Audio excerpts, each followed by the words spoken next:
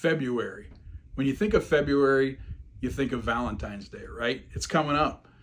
When you think of Valentine's Day, you think of how can I express my love for those that I love?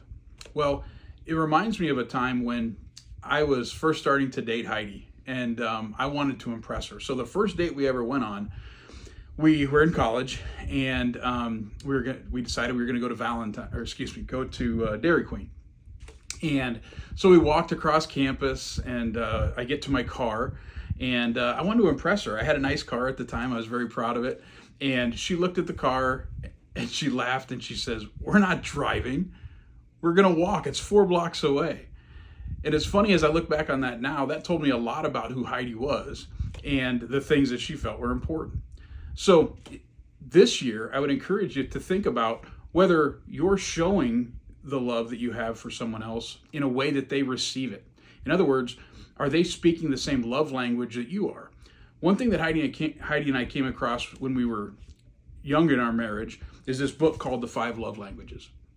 Now, this is an old copy. I don't know what it looks like now, but the bottom line is it talks about how there are 5 different love languages. And the different love languages are quality time, words of affirmation, gifts, acts of service, and physical touch.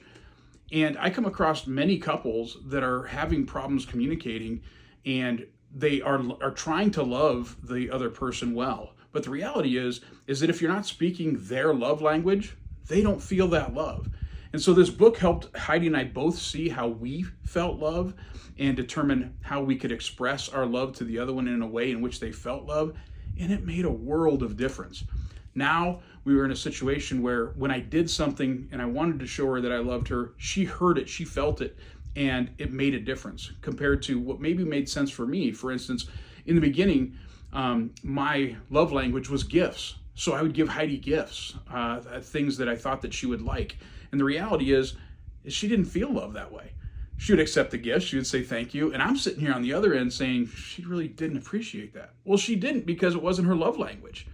But when I learned that her love language was acts of service, well, number one, it didn't cost me anything. And I focused more on what I could do for her to show her that I loved her. Now she felt loved. So I encourage you to get this book. It's on Amazon, I don't know, billion copies sold, whatever it is.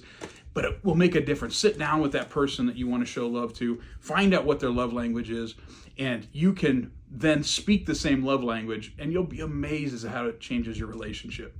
So I wanted to pass that along. I think it's really important to love each other well, and this is one way that Heidi and I learned how to do it better than any other.